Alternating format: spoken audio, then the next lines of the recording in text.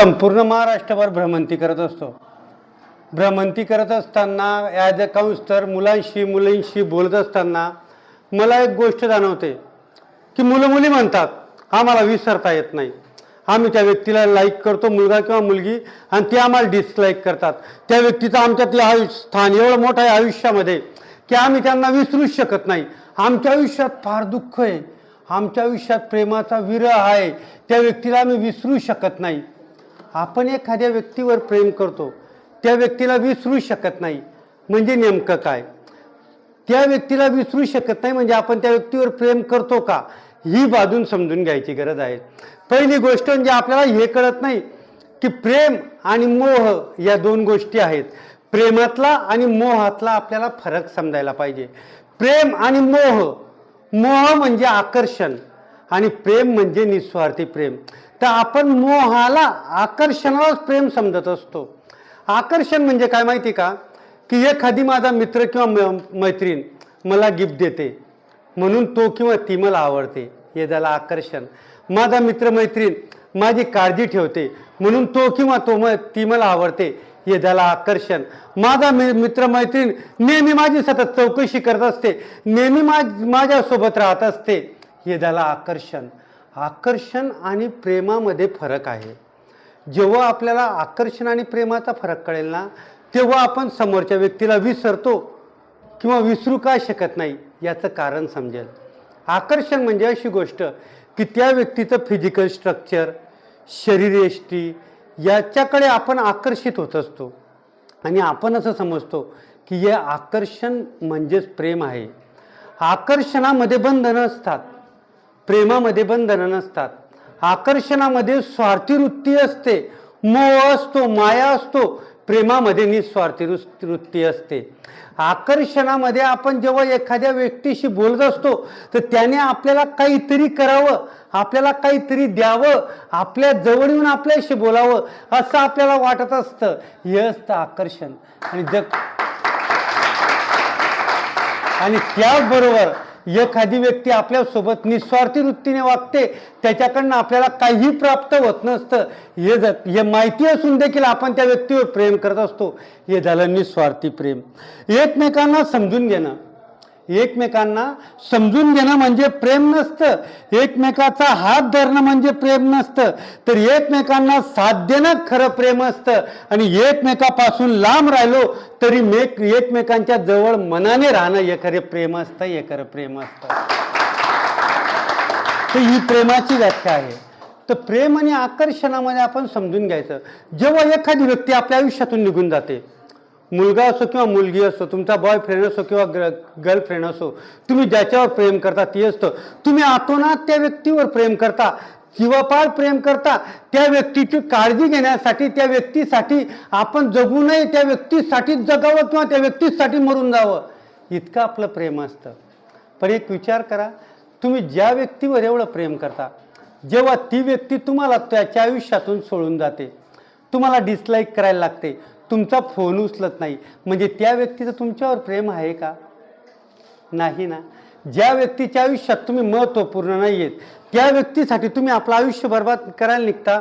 जो व्यक्ती तुम्हाला सहजासहजी सोडून जातो, त्या व्यक्तीला परत तुम्ही जुळवायला निघता. जो व्यक्ती तुम्हाला सहजासहजी विसरतो, त्या व्यक्तीला तुम्ही विसरत नाही, म्हणजे हे प्रेम आहे का?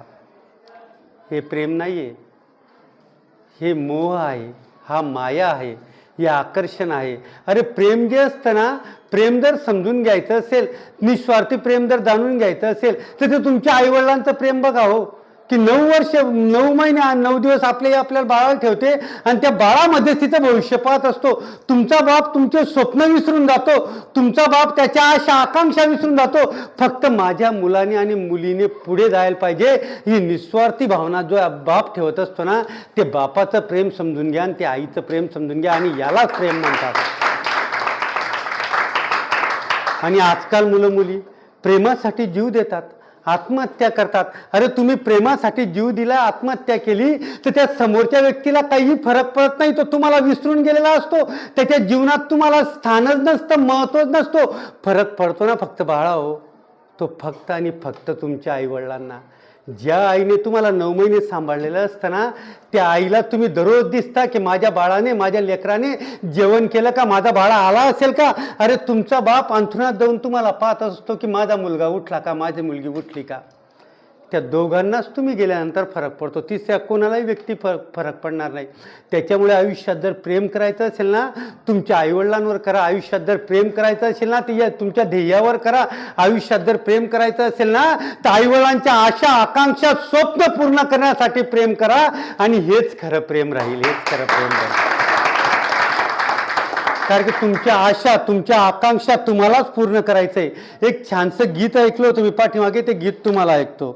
तुझी तुलाच पुरी करायची, तुझी तुलाच पुरी करायची, हौस आकाशी उंच उडायची, गळ्या तयारी ठेव मनाची, कधी झुकायची कधी लढायची, दुर्या डोक्यावर घेणार हायल, तुला उचलून घेणार हायर, दुनिया डोक्यावर घेणार हायर, तुला उचलून घेणार हायर.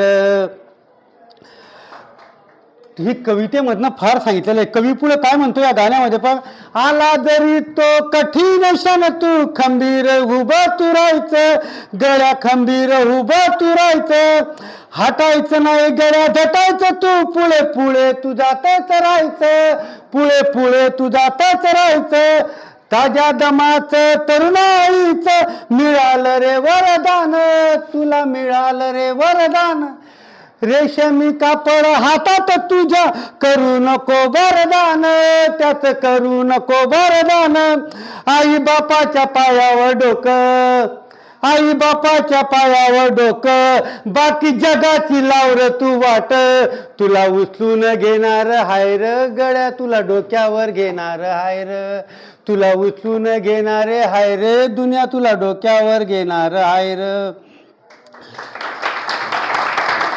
अगदी नाही तरी अशी जगात नाही, सच्ची साथीला लोक ती चांगली, सलामी ठोकून सलामी झोकून सलामी वाकून, तुला करणार हायर, तुला दुनिया उचलून घेणार हायर, दुनिया डोक्यावर घेणार हायर, तुला उचलून घेणार हायर.